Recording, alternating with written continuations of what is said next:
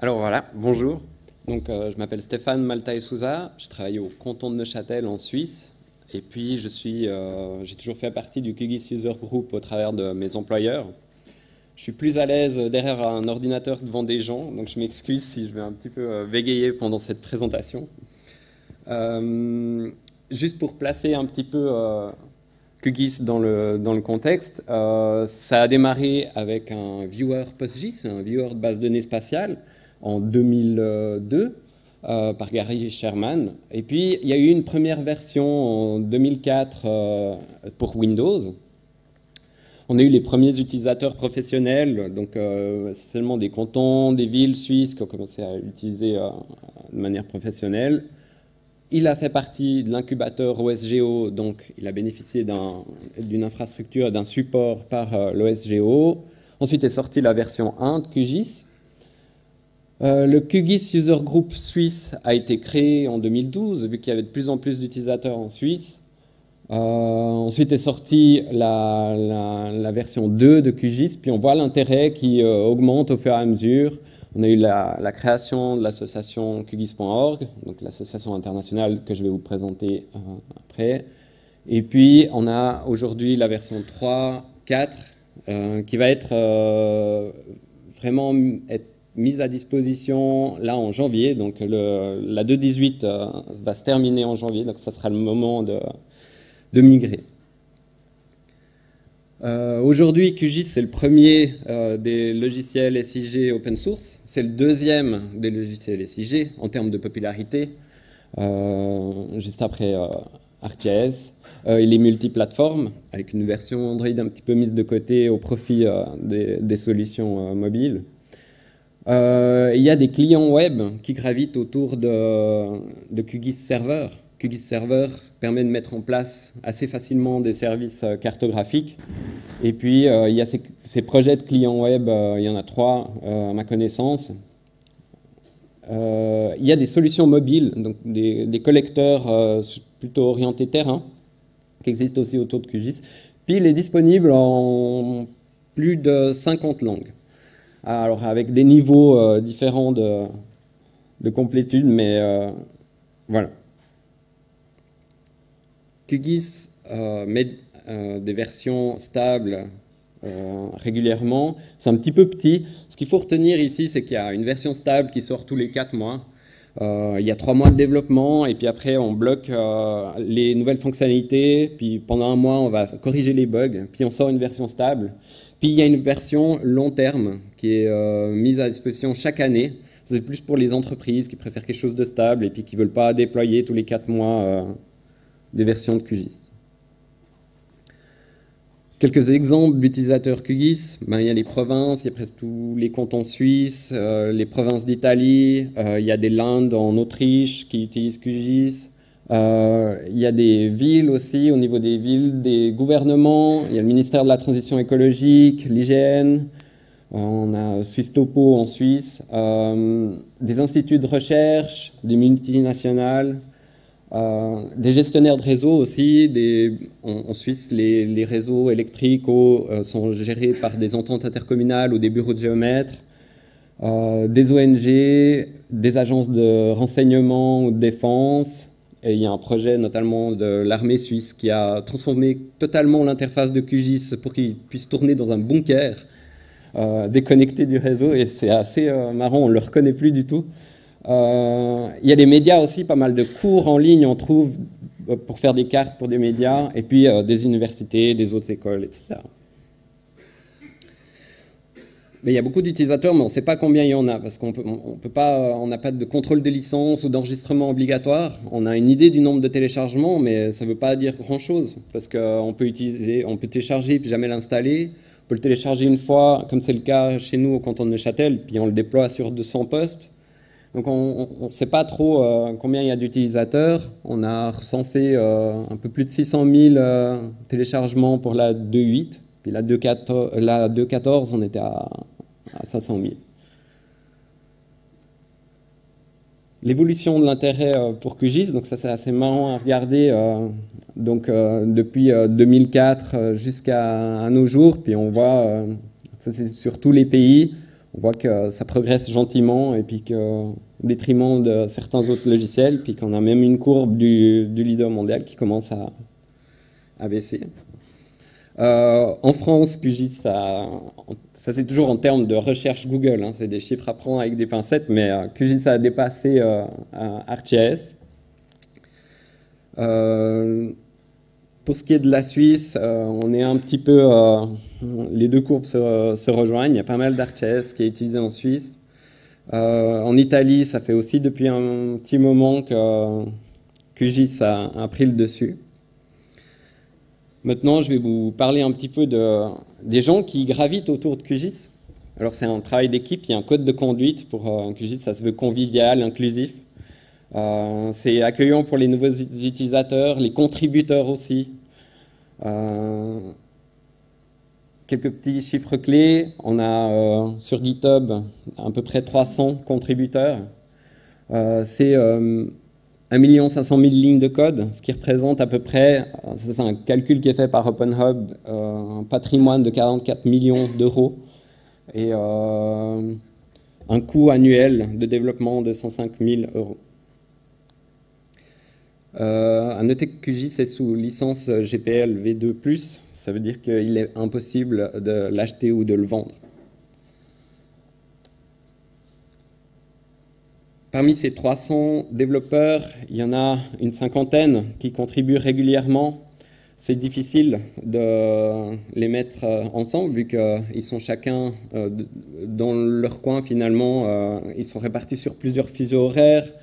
Il y en a une vingtaine qui en ont fait leur activité principale. Et puis il y a des entreprises françaises qui sont bien représentées. On a déjà parlé, il y a 3Lise, Chem2Camp et Oslandia. Le fruit de leur travail est tout à fait transparent et vous pouvez aller voir ce qu'ils font sur GitHub. Voici quelques développeurs QGIS. Il y a pas mal de Suisses. Il y a un problème ici avec les petits rectangles, mais c'est des Français. Mais on voit que malgré le fait que c'est démarré aux États-Unis, il y a pas mal de Suisses et de Français. On a vu, ils étaient sur plusieurs fuseaux horaires, donc des fois, c'est quand même bien qu'ils se rencontrent. Pour ça, il existe les rencontres des développeurs QGIS. Il y en a, surtout en Europe, il y en a eu une à Zanzibar récemment. Les prochaines, ici en rouge, seront à Bucarest et puis à Coruña, en Galicie. Alors voilà quelques photos des rencontres, ça fait quand même vite du monde. Puis en parallèle de ces rencontres de développeurs, il y a aussi les rencontres des utilisateurs, donc ils sont aussi amenés à échanger, à participer à des ateliers, à l'image des barcamps qu'il y a eu hier. C'est des responsabilités de mettre en place ce genre de rencontres. Il faut de la nourriture, il faut des infrastructures techniques, c'est une vraie organisation, mais il y a aussi des bénéfices. On contribue à QGIS, on a les plus grands développeurs de QGIS qui sont là, tous réunis en même temps, et puis on choisit aussi le nom de la prochaine version de QGIS. Comme vous savez, ces noms sont attribués en fonction des rencontres des développeurs. L'association internationale de QGIS, alors, elle est organisée d'une manière assez basique comme une association. Donc, il y a la communauté, ça c'est vraiment le cœur de l'association. La communauté élit des membres votants qui élisent un comité de pilotage. Il y a le bureau, c'est la représentation légale de QGIS. Il y a des groupes de travail qui sont formés avec des représentants de ces groupes de travail pour des thématiques bien particulières. Puis, donc il y a ces membres votants qui sont issus de la communauté. Donc on voit la communauté là en bas, c'est un petit peu plus petit, mais la présentation sera mise à disposition plus tard, donc vous pourrez aller lire un petit peu comment ça se passe. Pas perdre trop de temps là-dessus, mais la communauté élit ces groupes de votants, et ces votants, ils sont représentatifs des QGIS User Group locaux, des pays. Et puis, on a aussi certains membres votants qui sont issus de l'OSGO et d'autres organismes. Donc ça, c'est l'organisation des membres ayant le droit de vote. Et ces personnes-là, elles ont la responsabilité d'élire le comité de pilotage, le conseil ou le bureau qu'on a eu avant, le président et les vérificateurs de compte. C'est eux qui décident des propositions de nouvelles fonctionnalités. Et puis, il y a d'autres décisions qui incombent aussi à la communauté, comme le choix des licences, etc. Puis, ils approuvent aussi les rapports, les comptes, etc. Tout ce qui fait la vie associative de QGIS.org. Il y a 2 membres d'honneur du COPIL. C'est Gary Sherman, qui est, comme je vous l'ai dit, le créateur de QGIS. Aujourd'hui, il vit dans une cabane en Alaska. Et il y a Tim Sutton, qui a beaucoup contribué à QGIS.org, et puis qui a été nommé membre d'honneur à Dar es Salaam en 2018. Donc, on a QGIS.org, et en dessous de QGIS.org, on a les groupes d'utilisateurs des pays.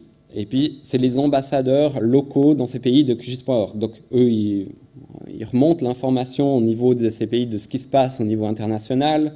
C'est eux qui rassemblent aussi localement les bonnes pratiques. Ils organisent des ateliers, des conférences, du réseautage aussi.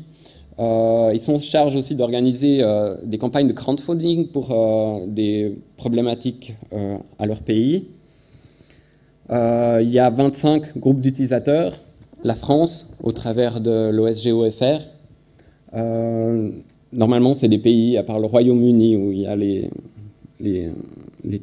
3... Je vais vous parler du groupe d'utilisateurs suisse. Il a été fondé en 2012. On est à 84 membres. Il y a différents niveaux de membres, suivant si c'est, par exemple, un canton qui a plus de 100 000 habitants ou une entreprise qui a plus de 10 employés utilisant les SIG, ben, elle va cotiser plus, mais elle aura plus de droits de vote. Il y a plus de la moitié des cantons suisses qui sont membres. On sponsorise des améliorations dans le cœur de QGIS, mais on est aussi Gold Sponsor. Il y a aussi des niveaux différents de sponsoring au niveau de l'association internationale. On est Gold Sponsor de QGIS.org depuis 2016. Et puis il y a des sous-groupes qui travaillent sur des thématiques bien particulières. C'est un peu la même organisation que l'association internationale. On a eu 24 petits projets qui ont été sponsorisés. 3 fois, on a été Gold Sponsor. Et puis, on fait des contributions pour des corrections de bugs additionnelles. Jusqu'à présent, on a mis 112 000 € dans QGIS. Donc, seulement au niveau du groupe d'utilisateurs. Après, chaque membre du groupe d'utilisateurs peut aussi faire développer de son côté. Quelques exemples de projets qu'on a financés. On a commencé déjà en 2012 avec la gestion du multitâche. On a mis 5 000 € pour de la correction de bugs en 2013. En 2014, on a eu la refonte de l'arbre des couches, l'amélioration de l'accrochage aux objets.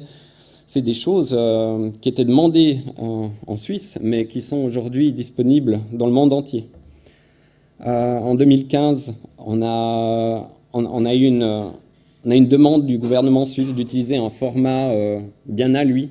Et puis, on ne savait pas trop quoi faire. On s'est un peu tous regardés. Puis, on s'est dit, pourquoi pas mettre ça dans QGIS? Donc, on a mis 5 000 francs pour le support d'Interlis, qui est donc ce format bien suisse.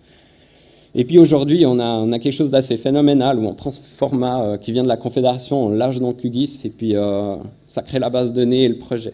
Donc, c'est vraiment génial. En 2016, on a financé PQGIS pour la migration des plugins à Python 3. On a amélioré passablement la gestion du GeoPackage aussi. Et puis, comme j'ai dit tout à l'heure, depuis 2016, on est Gold Sponsor, donc on met 9 000 € par année dans l'association internationale. En 2017, un des plus gros trucs qu'on a fait, c'était le portage du framework des outils de traitement de Python à C++, les raisons de performance. On a voulu aussi améliorer les performances de chargement de formulaires qui étaient complexes. Puis en 2018, on a mis 4 000 € sur des projets, pour la gestion des projets QGIS en multilangue. Et encore une fois, on a ce sponsoring Gold chaque année. Je vais revenir un petit peu sur QGIS.org, l'association internationale. Ça, c'est l'état du COPIL en 2018. Ils se réunissent tous les mois. Il y a des groupes de travail additionnels avec des responsables, par exemple pour la documentation, la communauté. QGIS a beaucoup de défis par rapport à un programme qui est géré par une entreprise. Déjà, ici, le projet est finalement développé bottom-up, donc c'est les demandes des utilisateurs qui vont diriger le projet par rapport à des modèles un peu plus traditionnels sur lesquels était basé ArcGIS, où c'était top-down. QGIS n'a pas d'employés, donc il ne peut pas influencer directement les développeurs comme le ferait une entreprise. Les développeurs, ils sont indépendants ou bien ils travaillent dans des entreprises qui sont actives dans le domaine open source. Il faut une assurance qualité. Il faut la mise en place de cette assurance qualité aussi. La documentation à mettre en place. C'est difficile de trouver des fonds aussi. Et puis, on n'a pas de grandes ressources marketing. C'est généralement pas QGIS qui a le stand le plus grand dans les foires de la géomatique. Pour l'assurance qualité, on a atteint un bon niveau de développement industriel maintenant, avec plein d'outils mis en place. Vous pouvez venir les voir ici sur la présentation pour plus de détails. Je ne vais pas les passer en revue. Il y a un outil de signalement de bugs qui est en place aussi. On peut aller s'enregistrer avec un login OSGeo et puis faire un report de bug. Donc, je ne vais pas passer toutes les étapes ici en revue, mais vous pouvez annoncer un bug, mais vous pouvez aussi contribuer. Vous pouvez soit corriger le problème vous-même si vous savez coder, ou bien parrainer quelqu'un, un développeur, pour le corriger. Vous pouvez, si vous n'avez ni d'argent ni de compétences en développement, vous pouvez démarrer une campagne de crowdfunding pour assurer ces corrections.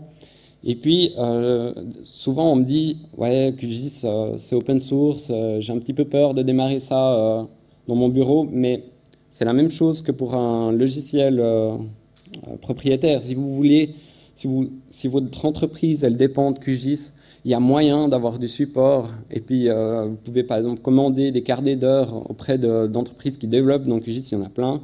Et puis, elles vous assureront un support au même titre que d'autres solutions, si ce n'est mieux.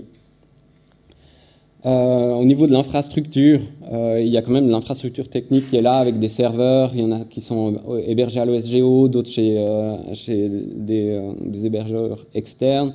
Il y a beaucoup de services externes, GitHub pour le versionnement du code, Transifex sur lequel vous pouvez vous inscrire pour participer à la traduction de QGIS. C'est vraiment ouvert à tout le monde. Au niveau des fonds de QGIS, alors les revenus, ils proviennent, on l'a vu, beaucoup des sponsors. Il y a aussi des financements qui sont ciblés sur des fonctionnalités, et puis des dons. Les dépenses, elles sont faites sur forcément les corrections de bugs.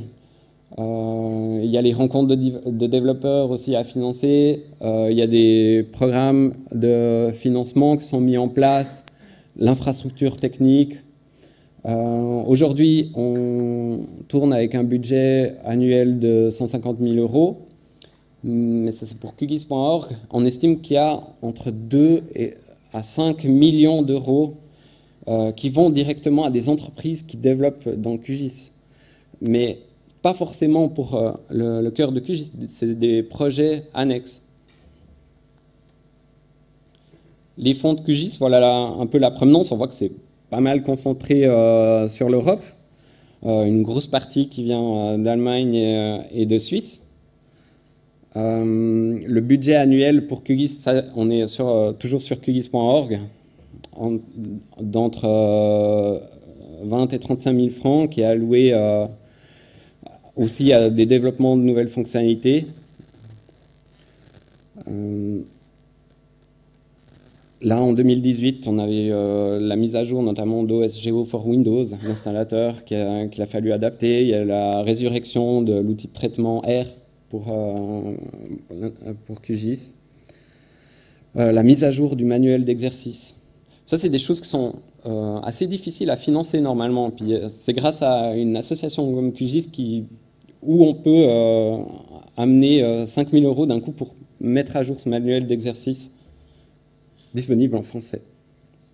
Voilà, j'aimerais remercier les entreprises françaises qui contribuent à QGIS, 3Lise, Chem2Camp, Oslandia, les autres personnes qui ont participé aussi au financement. Il y a eu surtout beaucoup de travail dans la refonte de QGIS Server pour qu'il corresponde aux standards OGC. LiseMap, le client web. Et puis, un grand merci aussi à tous les autres projets qui gravitent autour de QGIS, donc PostGIS, les librairies GEDAL, etc. Voilà, donc vous pouvez suivre QGIS sur GitHub, Twitter, et puis rejoignez l'aventure, et puis façonnez l'avenir de QGIS. Pardon. Et puis j'aimerais remercier surtout Gary Sherman, Tim Sutton, et puis Andreas Neumann, qui a beaucoup œuvré pour QGIS, et qui a notamment fait cette présentation. Voilà, c'est tout pour moi. Bravo.